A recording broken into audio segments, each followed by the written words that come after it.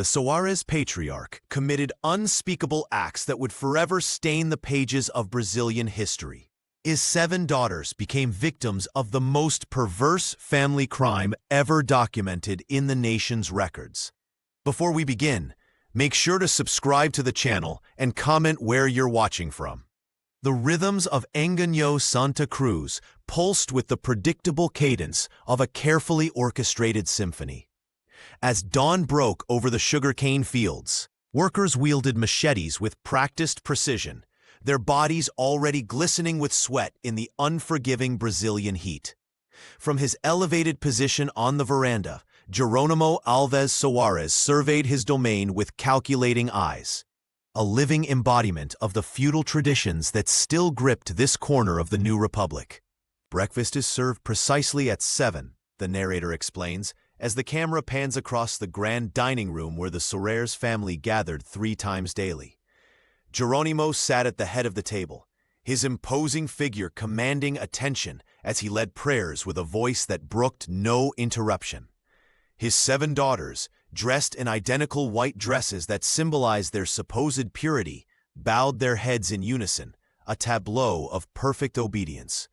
Mariana Soares, the eldest daughter, briefly raised her eyes during grace, a flicker of something unidentifiable crossing her face before she quickly lowered her gaze. Beside her, Helena shifted imperceptibly closer to her sister, their fingers nearly touching beneath the tablecloth. The patriarch noticed everything, his attention unwavering as he concluded the prayer with special emphasis on obedience and honor. The estate operated like clockwork, recalls an elderly former servant in an interview. Nothing, absolutely nothing, happened without the master's knowledge or permission. Even the smallest decisions required his approval. Meanwhile, Dona Amelia moved through the grand house with practiced efficiency, her slender fingers arranging flowers for the weekly visit from the local priest. Her face, a mask of serene composure, betrayed nothing of the turmoil that churned beneath the surface. She directed the household staff with quiet authority, planning menus and organizing social gatherings that maintained the family's standing in the community. She was like a ghost sometimes, the servant continues, present but not really there.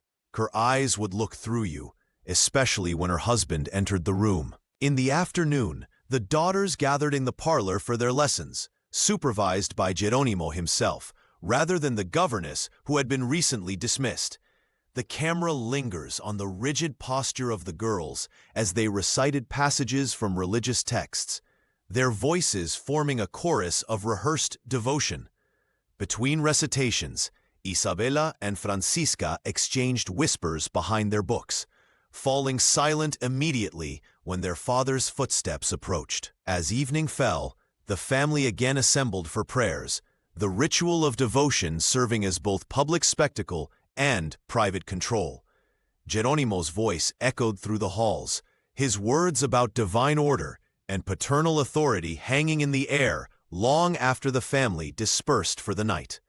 As the years passed, silence descended upon Engenho Santa Cruz like a heavy fog. The 7 daughters of Jeronimo Alves Soares, Mariana, Helena, Carolina, Isabella, Francisca, Josefina, and Antonia, moved through the estate with an almost choreographed precision. Their white dresses billowed as they walked the corridors, pristine fabric symbolizing the purity their father so obsessively cultivated in public. Helena, the second eldest, developed a system of survival. When no one was watching, she would slip tiny folded notes into Eulalia's palm during the changing of linens. The maid became her lifeline, her only connection to a world beyond the suffocating walls of their home. The notes were so small, recalls a voiceover from Eulalia's later testimony. Sometimes just a word or two, help, tonight, listen. Throughout Santo Amaro das Brotas, whispers circulated about the seclusion of the Soares girls. Why were they rarely seen in town? Why did they never attend dances unaccompanied? But Jeronimo's reputation as a pillar of morality and religious devotion served as an impenetrable shield. He was untouchable, explains a local historian. His donations built half the church. The priest himself called Geronimo God's steward on earth. Twice monthly, the family hosted prayer gatherings, where select members of the community would witness the daughters performing hymns, their voices blending in haunting harmony. Yet these carefully orchestrated events masked a growing dread. Camera reenactments show the women of the household exchanging glances loaded with unspoken terror, their smiles never reaching their eyes. Dona Amelia presided over these gatherings with mechanical precision, arranging flowers and directing servants while avoiding her husband's gaze. Her hands trembled slightly when pouring tea, the only visible crack in her composed facade. She knew, whispers a former kitchen servant in shadow. We all knew something wasn't right, but what could we do? Visitors who showed too much interest in the daughters found themselves politely but firmly discouraged from returning. Invitations became scarce, letters went unanswered, and slowly the estate transformed into an island unto itself. The documentary shows Geronimo standing at the head of the dining table, leading grace before meals, his eyes scanning each daughter's face for signs of disobedience. The patriarch's control extended to every aspect of their lives: what they wore, what they read, whom they spoke to. Nothing happened at Ingenho Santa Cruz without his knowledge or approval. It was a prison of white lace and scripture. Helena would later write in her hidden diary, "Father watched us always. Even when he wasn't in the room, we felt his eyes." Before we begin, make sure to subscribe to the channel and comment where you're watching from. The first cracks in the Soares family facade appeared in the autumn of 1893. Archival footage shows the estate draped in morning fog as the narrator explains how Mariana Soares, just 17, suddenly disappeared from public view. 6 months later, she re-emerged, noticeably thinner, with a haunted look that villagers attributed to grief. A marriage was arranged for her cousin in Aracaju, explains Dr. Maria Luia Fontes, examining yellowed documents. The community was told she had given birth to a child who died shortly after. But our research reveals no death certificate, only a baptismal record with the father's name conspicuously absent. Former household staff, their faces obscured for protection, tell a different story. "The baby was healthy," whispers an elderly woman who once worked in the kitchen. "We were forbidden to speak of it, but Eulalia told me the infant was spirited away in the night." Eulalia, the family's trusted maid, became the silent witness to the unfolding tragedy. Dramatized scenes show her comforting Helena as muffled sobs echo through the corridors of Ingenho Santa Cruz. The second daughter had become increasingly withdrawn, often found staring vacantly from windows overlooking the cane fields. "The staff knew," confirms Joaquim Mendez, running weathered fingers over his collection of testimonies. "They saw the pattern beginning, but were powerless against Geronimo's authority. Who would believe accusations against such a respected figure?" Dr. Antonor Bastos entered the narrative during this critical period. Called to the estate for routine examinations, the physician noted disturbing patterns in his medical journal, excerpts of which are displayed on screen. "The Soares girls exhibit unusual pallor and reticence," reads the narrator from Antonor's notes. "The father insists on remaining present during all examinations, answering questions before his daughters can speak. When I suggested a private consultation with Mariana regarding her recent delivery, he dismissed me with unusual hostility." The documentary shows Dr. Bastos approaching the estate, medical bag in hand. "Antonor was from a new generation of doctors trained in Salvador," explains a medical historian. "He recognized signs of trauma that others might have overlooked." In one particularly tense reenactment, the doctor attempts to speak privately with Helena, only to have Geronimo materialize in the doorway, his imposing figure casting a long shadow across the room. The patriarch's voice remains calm, but his eyes convey unmistakable warning. "Geronimo controlled every aspect of medical care," notes Dr. Fontes. "Births, deaths, illnesses, all were filtered through his narrative." The community doctor before Antonor had been an old friend of the family who never questioned these arrangements. As the segment closes, the camera pans slowly across a family portrait, lingering on the faces of the 7 daughters in white dresses, their expressions unreadable beneath careful composure. Before we begin, make sure to subscribe to the channel and comment where you're watching from. The pearl necklace gleamed in the candlelight as Jerónimo Alves Soares fastened it around Helena's slender neck. "For my special daughter," he whispered, his fingers lingering too long on her skin. Helena's eyes met her mother's across the room, but Donna Amelia quickly looked away, reaching for her laudanum tincture with trembling hands. This moment, captured in Helena's secret diary, marked the beginning of her personal nightmare.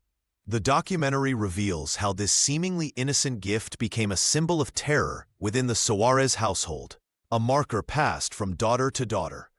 Archival photographs show the same strand of pearls adorning Antonia on her 13th birthday years later, the youngest daughter's eyes hollow with understanding beyond her years. "When I saw those pearls around my baby sister's neck, I knew what would follow," reads the narrator from Helena's diary. "That night, I began our language of survival."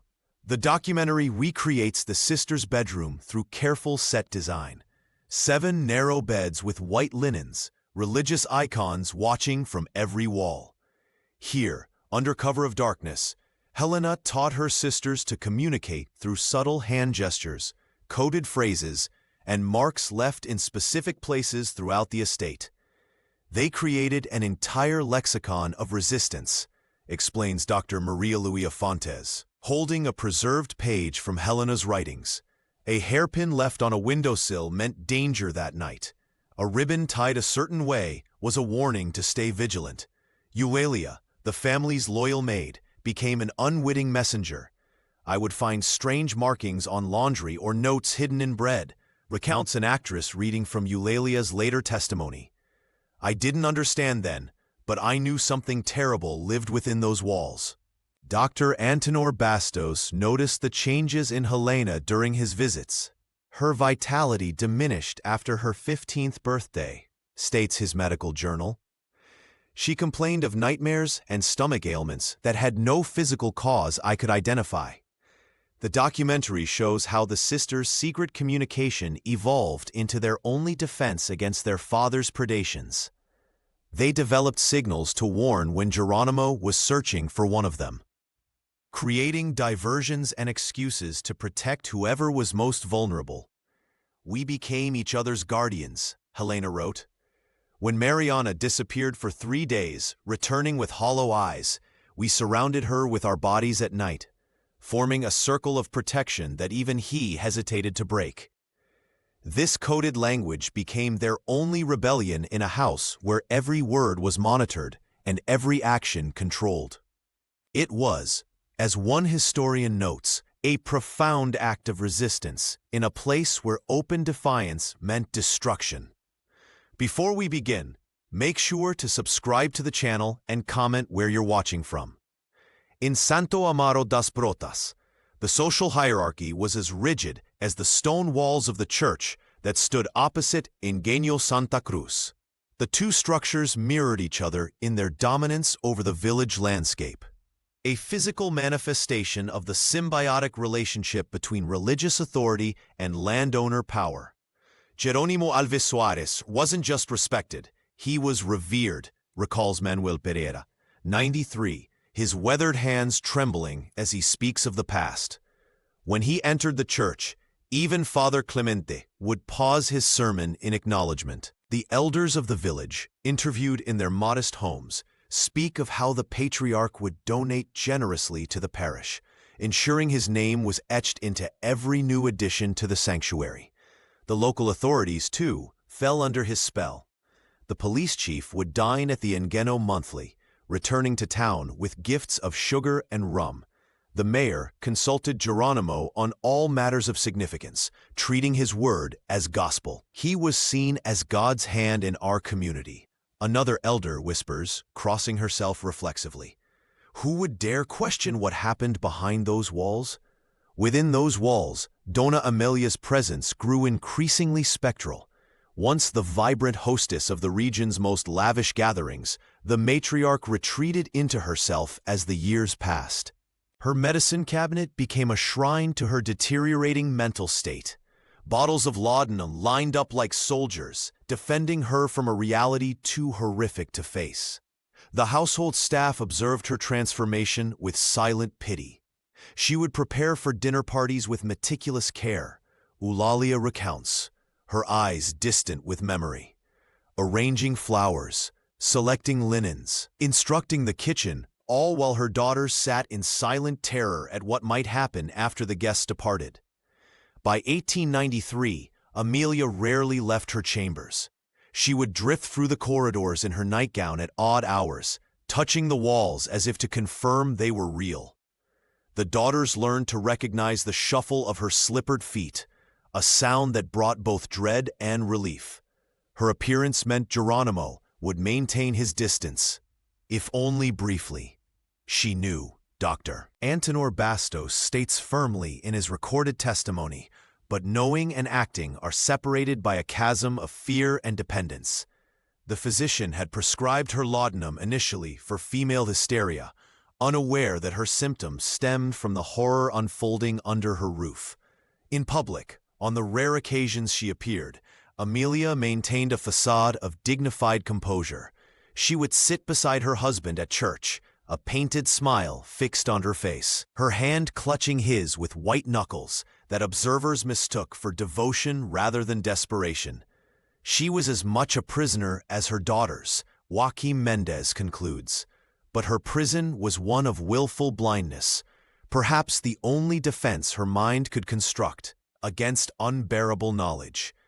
Madame Claudette Moreau sat stiffly in her chair, her accent still thick despite the decades since she'd left Brazil. The former governess, now in her 80s, recounted her brief employment at Ingenio Santa Cruz with remarkable clarity.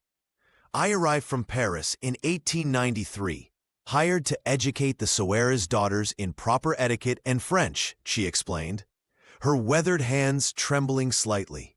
"At first, I believed I had found employment in a house of exceptional piety and order." Claudette Moreau described how her suspicions grew when she noticed Helena Soares flinching at her father's approach. The bruises on Mariana's wrists, the way Geronimo Alves Soares would summon his daughters to his study at night for what he called spiritual guidance.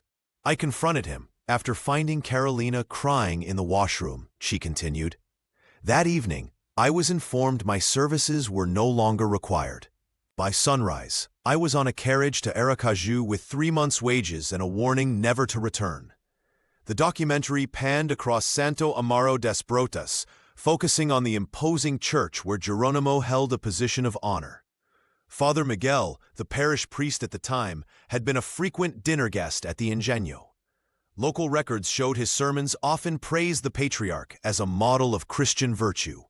"Religion was his shield and his weapon," explained Dr. Maria Luia Fontes. Geronimo twisted scripture to justify his actions, convincing his daughters that their suffering was divinely ordained. In the household, Donna Amelia retreated further into laudanum-induced haze. Once the capable mistress of the estate, she became a ghost in her own home, arranging flowers and planning meals while ignoring the horrors unfolding around her. Former kitchen maid Luisa Conceição, interviewed shortly before her death in 1972, recalled the unspoken rules of the estate. "We saw, but we did not see. We heard, but we did not hear. Our families depended on those wages. The staff's complicity was born of economic desperation. When Eulalia, the family maid, attempted to comfort Helena after a particularly brutal night, she was threatened with dismissal. With 6 younger siblings to feed, she chose silence, a decision that haunted her until her death. We became his accomplices," admitted Joel Ferreira, a former stable hand. "Each morning, I saddled his horse, knowing what he had done the night before. May God forgive me, for I cannot forgive myself." The documentary revealed how Geronimo's influence extended beyond the estate's walls. When rumors began to circulate, He increased his donations to the church and hosted elaborate charity events, reinforcing his image as a benevolent patriarch while silencing potential critics.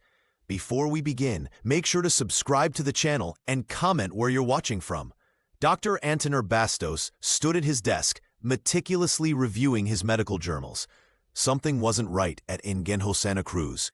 Over the past 3 years, he had recorded 7 stillbirths and 3 infant deaths among the Soares daughters, a number that defied natural explanation. The physician's brow furrowed as he noted the patterns, the daughters' recurring female complaints, the pallor that never seemed to leave their faces, and the way their eyes darted nervously whenever their father entered the room. The next morning, he arrived at the estate unannounced. Jeronimo Alves Soares received him in the study, a room heavy with the scent of tobacco and polished wood. "I must speak frankly about your daughter's health," Antonor began, his voice steady despite his racing heart. "The pattern of complications is concerning. I believe they require specialized care in Salvador." Jeronimo's smile never reached his eyes. "My daughters are delicate creatures, doctor. God tests the faithful with tribulations. Their health is a private family matter." "With all respect, sir, medicine recognizes patterns that suggest—" "Patterns?"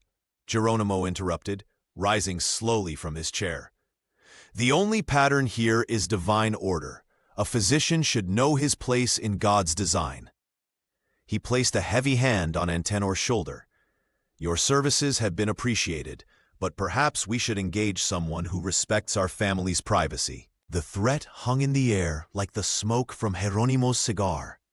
Antonor left the estate that day with his medical bag and a weight of guilt that would haunt him for years. That night, by lamplight, the doctor wrote feverishly to the Bishop of Aracaju. His letter detailed his observations, the suspicious pregnancies, the isolation of the girls, the fearful glances of the staff. He described Helena's hollow-eyed stare and Carolina's unexplained bruises. The words flowed from his pen like a confession, a desperate attempt to save 7 young women trapped in a nightmare. "I fear a great evil dwells within those walls," he wrote, cloaked in the language of piety. But morning brought doubt. Would the bishop believe him? Would his accusations against one of the region's most respected men result in justice or his own ruin? The letter remained on his desk for 3 days before he folded it carefully and tucked it beneath the base of an old oil lamp for safekeeping. He never sent it.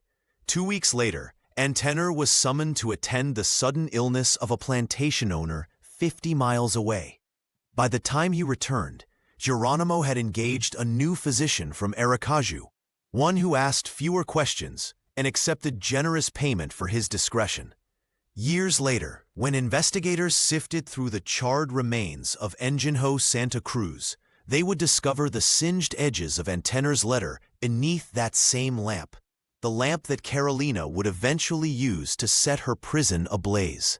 The evening air hung heavy with the scent of sugarcane, as Carolina Soares gathered her meager belongings into a small cloth bundle. At 19, she had endured 6 years of her father's nocturnal visits, and something inside her had finally snapped. The third daughter had planned meticulously, bribing a field worker with a silver brooch to secure a horse, memorizing the patrol schedule of the estate guards, and selecting the darkest night of the month. As she crept toward the southern gate, a twig snapped beneath her foot.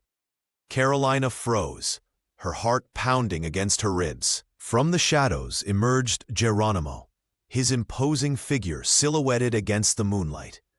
"My dear daughter," he whispered, his voice unnervingly gentle, "where might you be going at this hour?"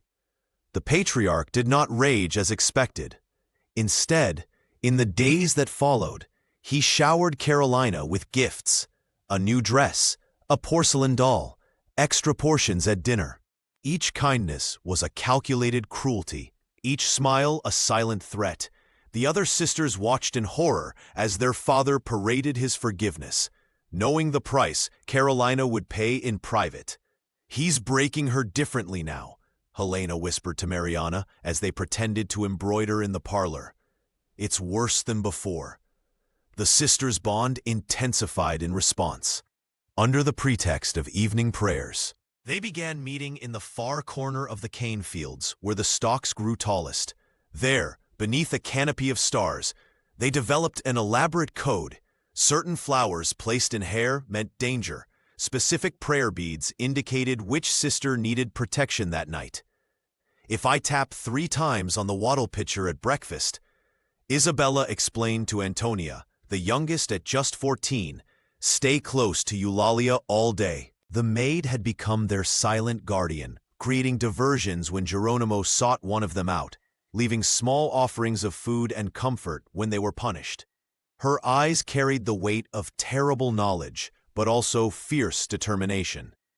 Meanwhile, Geronimo's paranoia grew. He installed new locks on bedroom doors, locks that only he could access from the outside.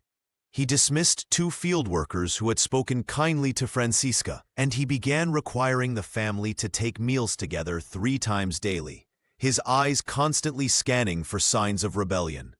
The Lord sees all that happens in darkness, he would pronounce at dinner, his gaze lingering on Carolina. Nothing remains hidden from the Father. But in their moonlit sanctuary among the cane, the sisters forged their resistance.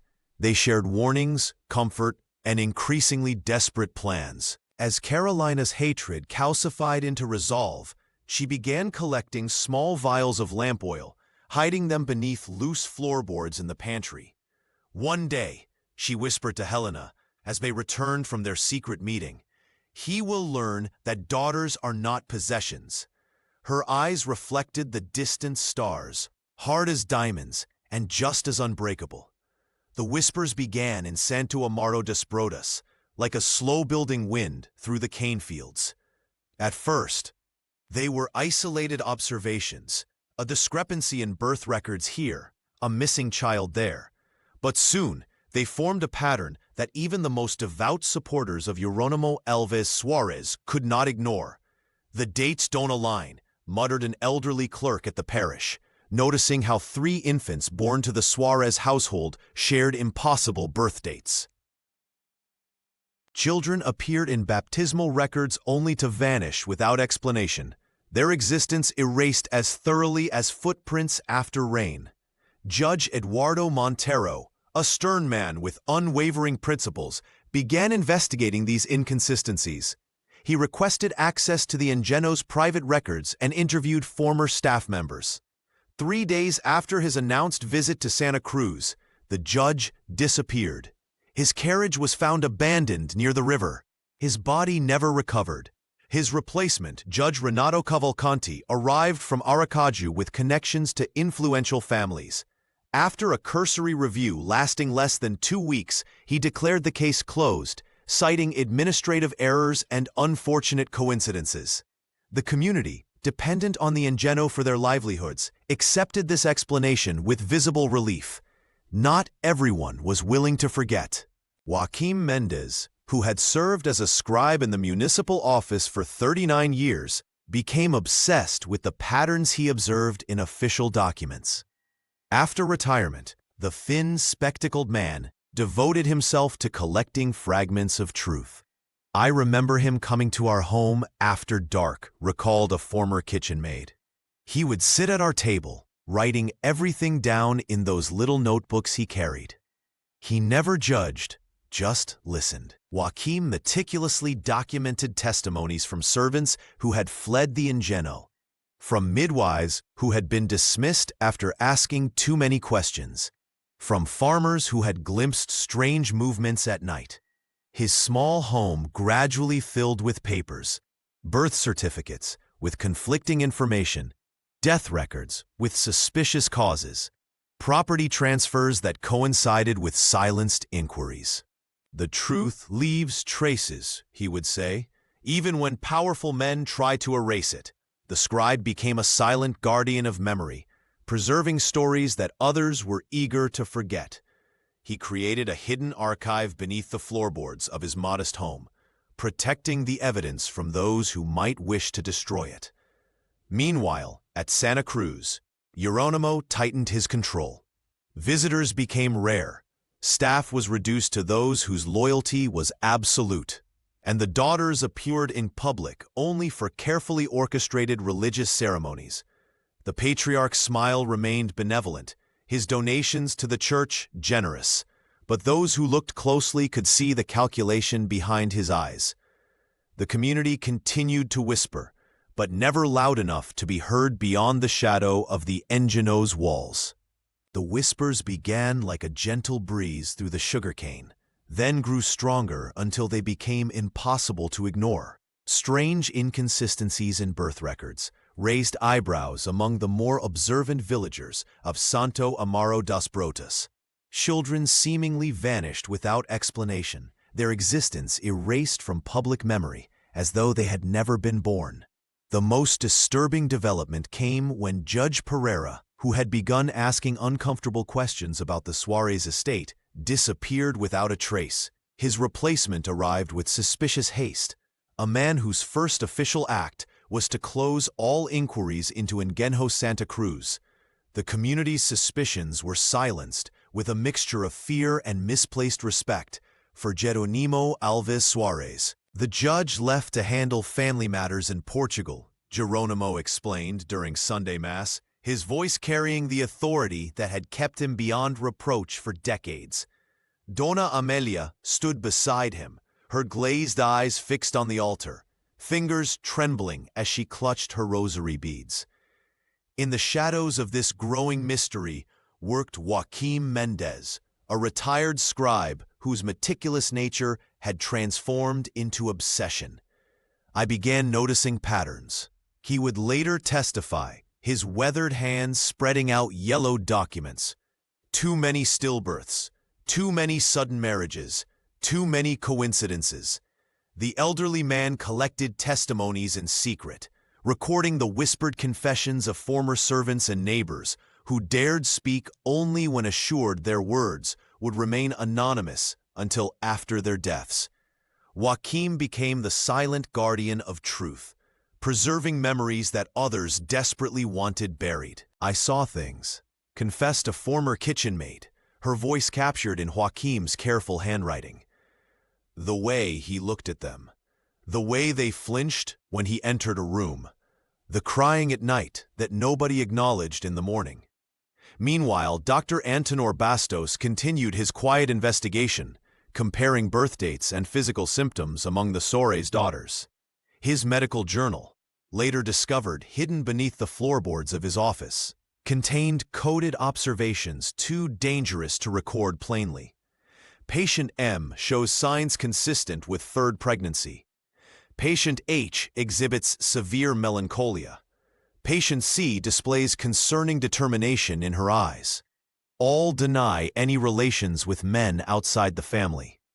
The community's collective unease grew as the once magnificent estate began to withdraw from public life. Invitations to the traditional Christmas feast ceased. The daughters were rarely seen in town. Even Geronimo's appearances at church became less frequent, replaced by generous donations delivered by servants. When questioned by the priest about his absence, the Patriarch claimed illness in the family required his constant attention. "We must keep our troubles private," he insisted. "God tests those he loves most dearly." Behind the estate's increasingly isolated walls, Carolina watched and waited, collecting small vials of oil from the lamps each night, hiding them beneath loose floorboards in the room she shared with her sisters. Her eyes, once bright with youth, now burned with something far more dangerous: resolve. Helena Soares stared blankly at the ceiling of her bedroom, her slender fingers clutching a small cloth doll, the only remnant of the child she had lost. The physician, Dr. Antonor Bastos, had tried to save the infant, but like so many others born within these walls, it had not survived. Now, Helena wasn't even permitted the dignity of grief. Tears are an affront to God's plan, Geronimo had declared that morning, his voice carrying the weight of divine authority. What he gives, he may take away. Your duty is acceptance, not rebellion. The Patriarch stood before his assembled family, using Helena's pain as yet another opportunity to reinforce his control. The second daughter bit her lip until she tasted blood, forcing herself to nod. Later, alone in her room, she pressed her face into a pillow to muffle her sobs. The walls of Engaño Santa Cruz had grown thinner somehow, as if the structure itself was decaying along with the family's spirit. Outside, the once meticulously maintained gardens had begun to surrender to the wild vegetation of Santo Amaro das Brotas. Weeds pushed through stone pathways, and vines climbed the exterior walls like desperate prisoners seeking escape. The servants, fewer now than in previous years, moved through their tasks with downcast eyes, speaking only when necessary. Mariana, the eldest Soares' daughter, faced her own private torment. This would be the third child she had been forced to relinquish, another secret to bury beneath the weight of her father's reputation. She stood at her window, watching as Eulalia crossed the courtyard with a bundle of laundry, their eyes meeting briefly in silent understanding.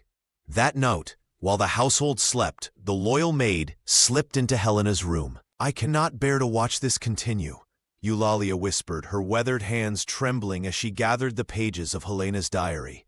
"These words must survive, even if—" She couldn't finish the thought. Helena nodded, pressing the worn leather journal into her confidant's hands. "Hide it where he will never look, where someone might find it when we are gone." The exchange took only moments, but both women understood the magnitude of their defiance. For Eulalia, discovery would mean immediate dismissal, or worse. For Helena, it would mean losing the only outlet that had preserved her sanity through years of abuse. As Eulalia concealed the diary beneath her apron, a floorboard creaked in the hallway. Both women froze, hearts pounding. After an eternity of silence, they exhaled. The maid squeezed Helena's hand one last time before slipping away into the darkness. In the master bedroom, Geronimo Alves Soares slept fitfully, his dreams haunted by shadows he couldn't quite identify. Something was changing within his kingdom, a resistance he could sense but not yet name. He would need to tighten his grip further, to ensure that not even the smallest whisper of defiance could survive. Before we begin, make sure to subscribe to the channel and comment where you're watching from. The weight of grief crushed Helena Soares like the millstones that ground sugarcane at Engaño Santa Cruz. After losing her child, one of many secrets buried beneath the estate's manicured gardens, she found herself forbidden to mourn. Her tears, shed in private corners of the sprawling house, were met with Geronimo's thunderous sermons about divine will and family purity. "God has determined this path," he would declare during evening prayers, his eyes fixed on Helena with a mixture of warning and possession. "We do not question his design." The psychological collapse of the sisters became increasingly evident to those who dared to look closely. Helena, once vibrant and quietly rebellious, moved through the halls like a ghost, her eyes vacant except when exchanging furtive glances with her sisters.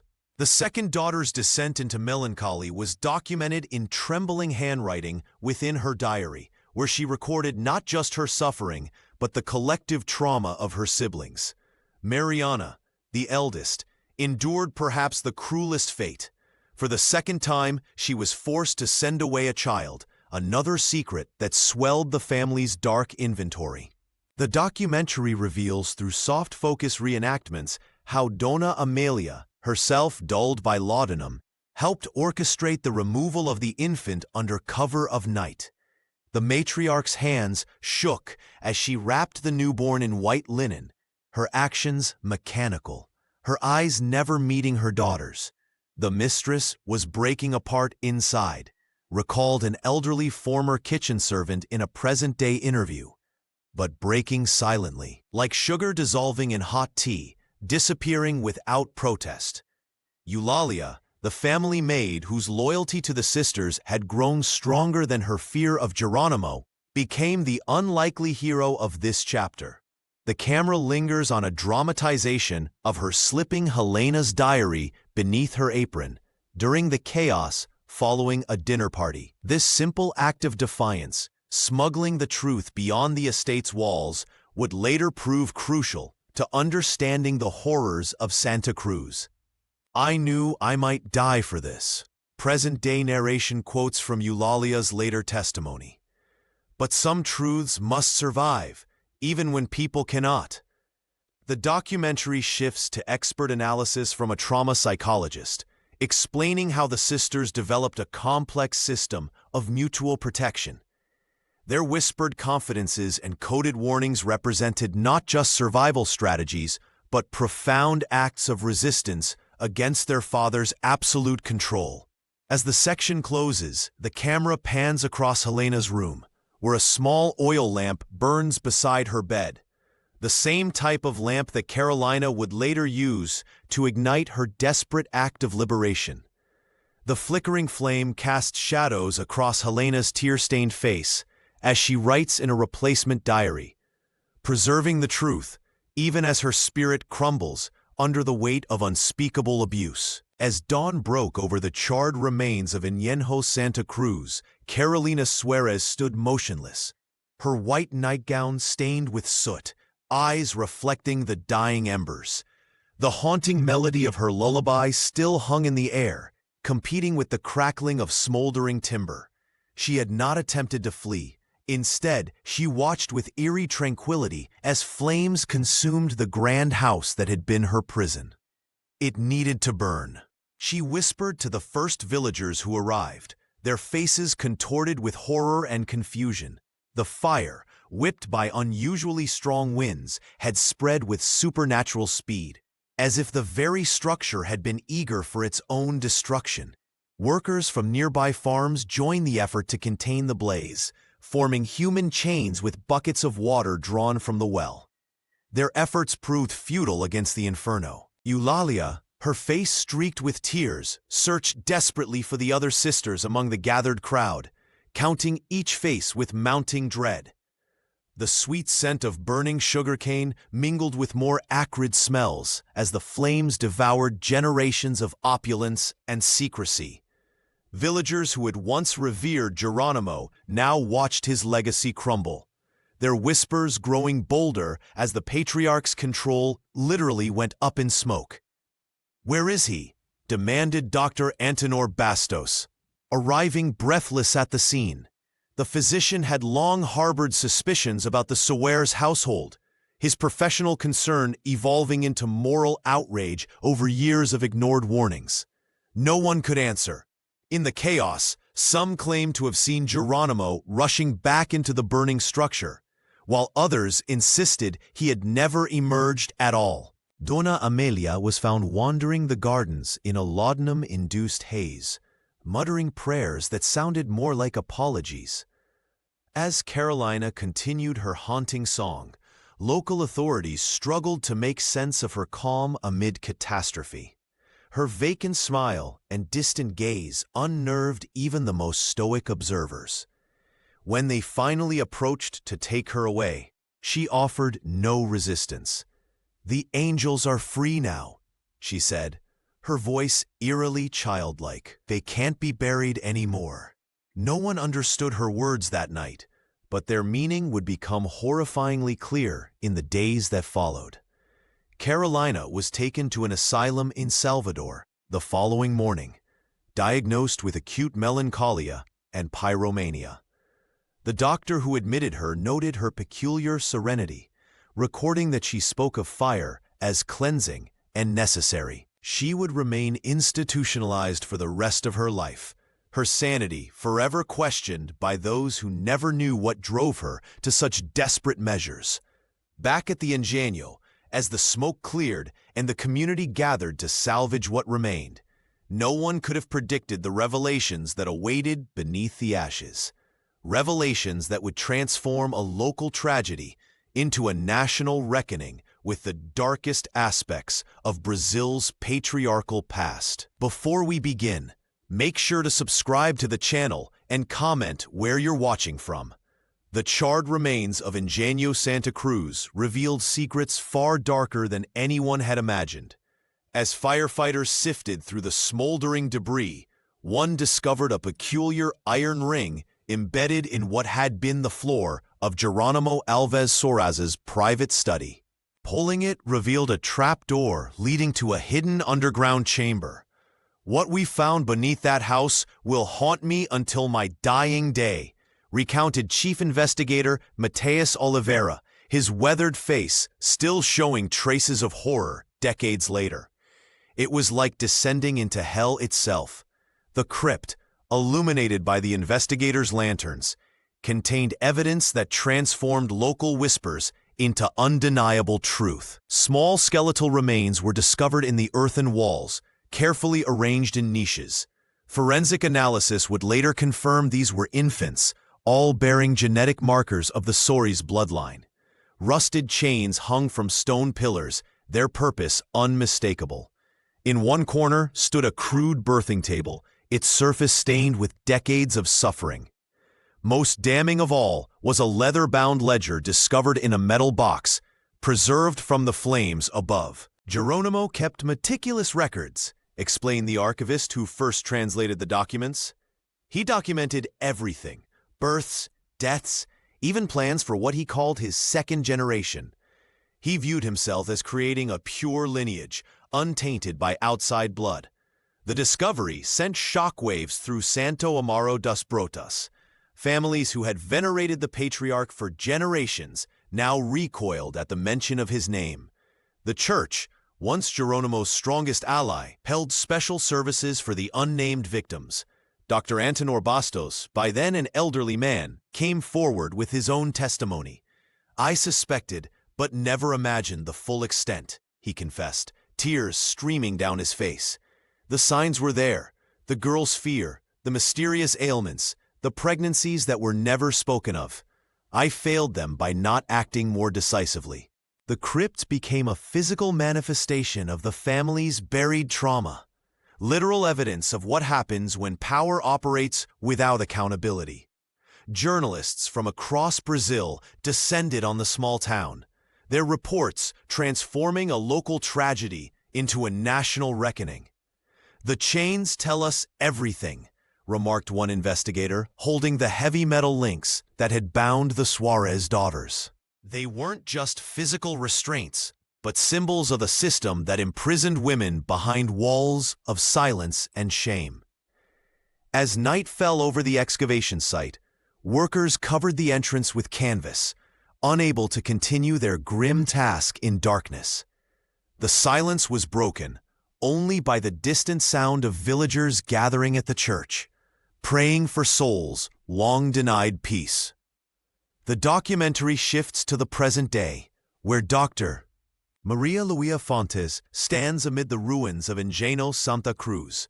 Sunlight filters through overgrown vegetation as she carefully brushes soil from a fragment of porcelain, perhaps once part of the Soares family's fine china.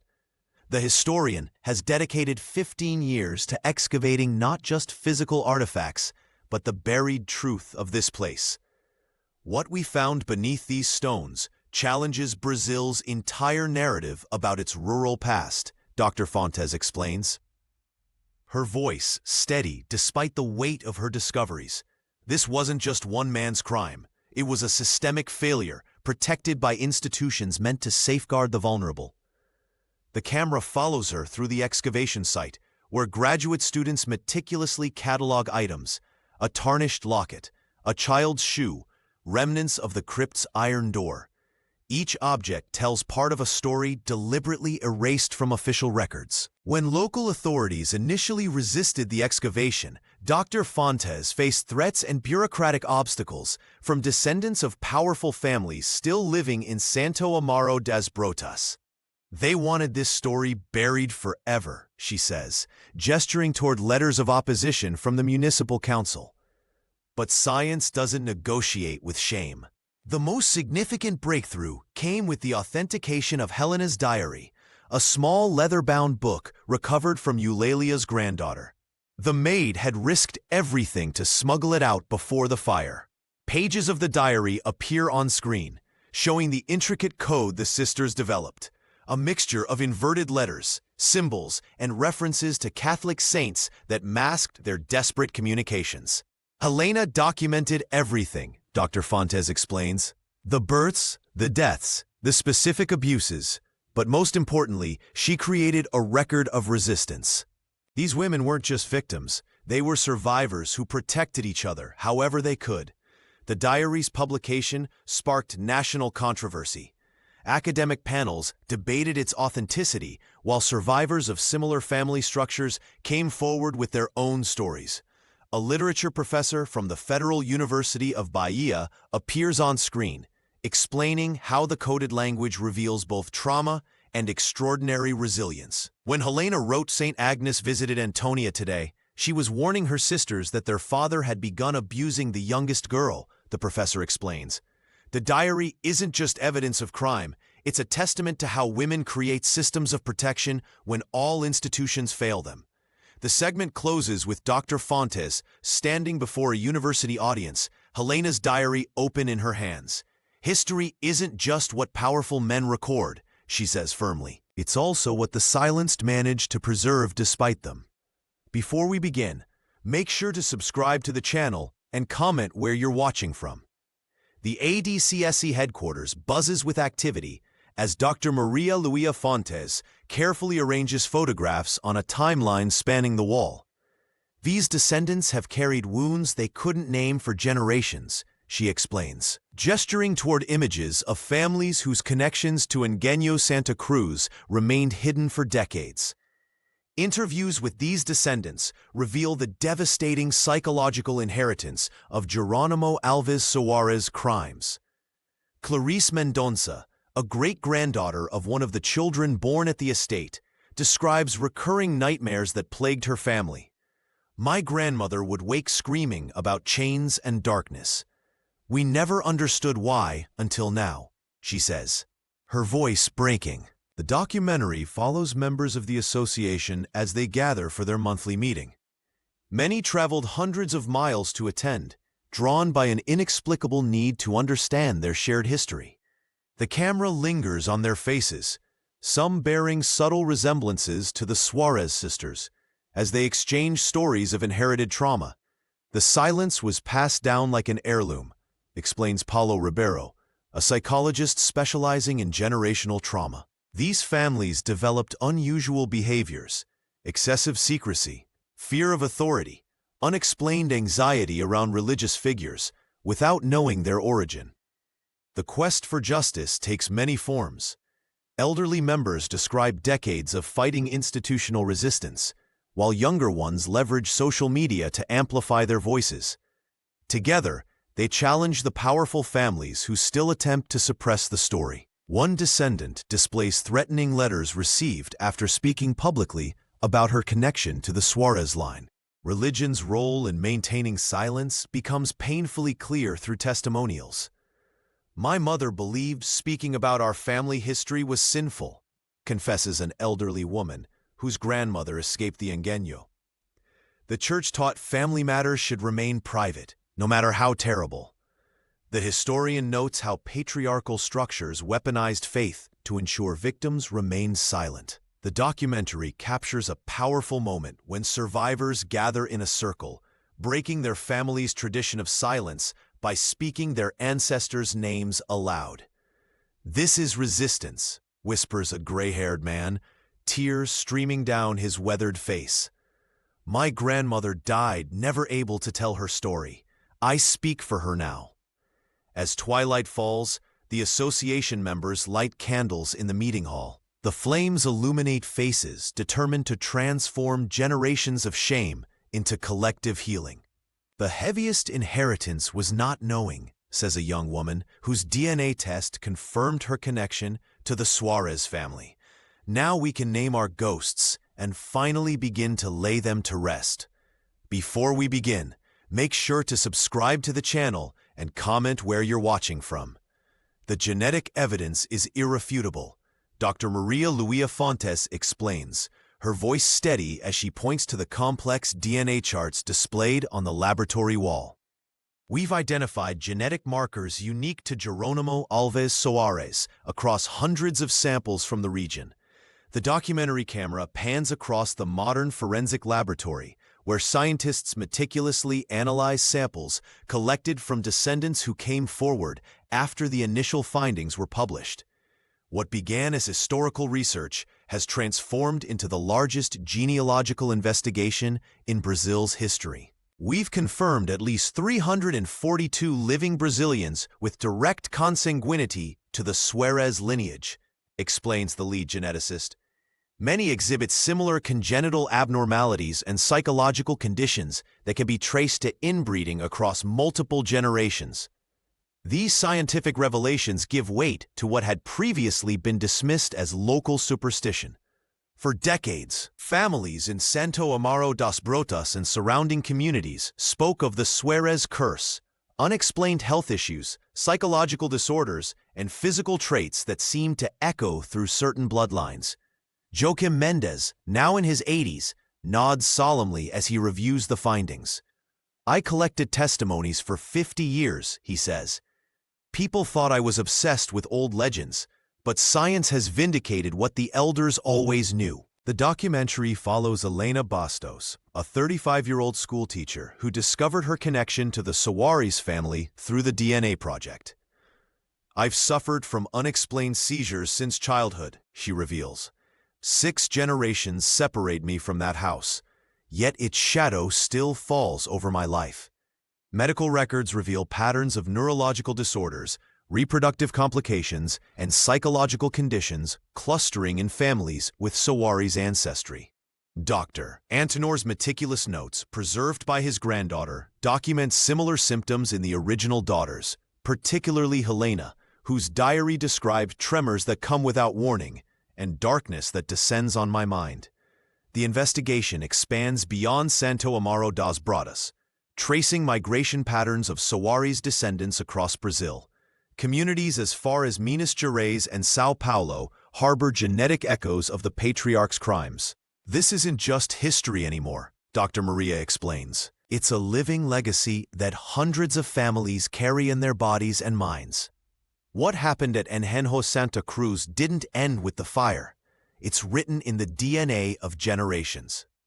The most poignant revelation comes from genetic confirmation that several children born to the sisters were secretly integrated into local families, their origins obscured through falsified records and hushed arrangements. "The community didn't just witness the tragedy," observes a social historian.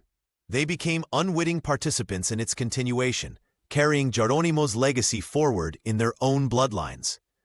As the scientific findings spread, support groups form among newly discovered relatives, transforming personal trauma into collective healing. What was once buried in silence now emerges as irrefutable scientific fact, giving voice to generations of suffering through the universal language of DNA. The legacy of the Soares family cast a long shadow over Santo Amaro das Brotas, dividing scholars, villagers, and activists alike. In the university halls of Salvador, historians debated whether the case represented an aberration or merely the most extreme example of unchecked patriarchal power in Brazil's post-imperial era. Geronimo Alves Soares wasn't a monster who appeared from nowhere. Dr. Maria Luia Fontes explained to the camera, her office walls lined with documents from the case. He was the product of a system that placed absolute authority in the hands of men who answered to no one. The historian gestured to a faded photograph of the patriarch, his stern eye staring back across time. In the village square, elderly residents still struggled to reconcile conflicting images: the benefactor who funded the local church versus the predator who destroyed his own bloodline.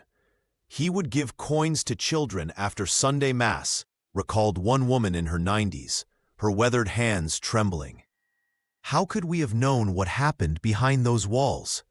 Former servants of the estate, now bent with age, offered tearful testimonies about their impossible position. Eulalia's niece spoke on behalf of her aunt, who had passed away still carrying the burden of what she had witnessed. "My aunt smuggled messages between the sisters at great risk. She hated herself for not doing more. But what could a maid do against a man the priest himself called God's instrument? The documentary captured a heated town meeting where descendants of local authorities defended their ancestors in action. "My grandfather was the constable," a middle-aged man argued. "He couldn't challenge someone like Geronimo without proof. The entire economic structure of the region depended on the engaño." This justification drew sharp rebuke from members of the Victims Association, who pointed to the systemic failure of every institution meant to protect the vulnerable. "The church knew, the authorities knew, the doctor knew," insisted a great-granddaughter of Helena. "Everyone chose order over justice." Most haunting were the interviews with elderly staff who had worked at the estate as children. One former kitchen boy, now 93, wept openly. "We heard the cries at night. We saw the bruises. We watched Dona Amelia drift through the halls like a ghost, unable to save even herself." He paused, his rheumy eyes distant. "Sometimes I still dream of those girls in their white dresses, moving like spirits through the cane fields. I wake up wondering if I could have saved them." The documentary lingered on his weathered face, a living testament to the corrosive power of silence and the lifetime of regret carried by those who witnessed evil but felt powerless to stop it. The memorial ceremony at the ruins of Ingenjo Santa Cruz was bathed in golden afternoon light. Dr. Maria Luisa Fontes stood beside Joaquim Mendez, their decades-long quest for truth culminating in this solemn gathering. Descendants of the Soares family mingled with locals, many discovering connections they never knew existed. "Today we reclaim this space," Dr. Fontes announced, her voice carrying across the crowd, "not as a monument to power, but as a testament to survival." The ruins, once imposing symbols of wealth and authority, had been transformed. Where Geronimo had once delivered his sermons on purity, now stood 7 stone markers bearing the names of his daughters.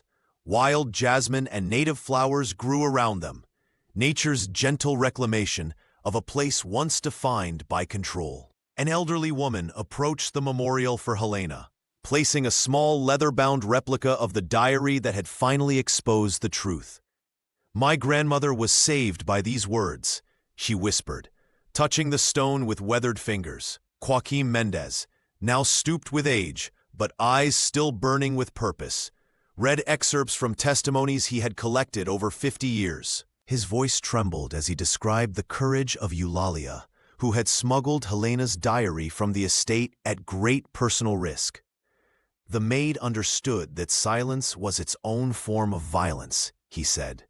"Her act of defiance preserved the truth when so many forces conspired to bury it." The ceremony continued as the sun began to set, casting long shadows across the grounds where sugarcane had once grown. The scent of earth mingled with the sweetness of burning candles as attendees placed them at the base of each marker. A direct descendant of Carolina spoke of her ancestors' final act, not as madness, but as liberation. "The fire that consumed this place was not destruction, but illumination," she explained. "It forced into light what had festered in darkness for generations." Dr. Fontes unveiled a permanent exhibition housed in a modest building adjacent to the ruins. Inside, photographs, documents, and artifacts told the story that Santo Amaro das Brotas had long refused to acknowledge. The pearl necklace, recovered from the ashes, lay in a glass case, no longer a symbol of terror, but evidence of survival. As twilight descended, the community gathered in a circle around the 7 markers. The silence that fell was different from the suffocating quiet that had once ruled the engaño. This was a silence of acknowledgement, of collective remembrance. "What happened here will never again be forgotten or denied," Dr. Fontes said as darkness settled over the memorial. "The daughters of Ingenjo Santa Cruz have finally come home."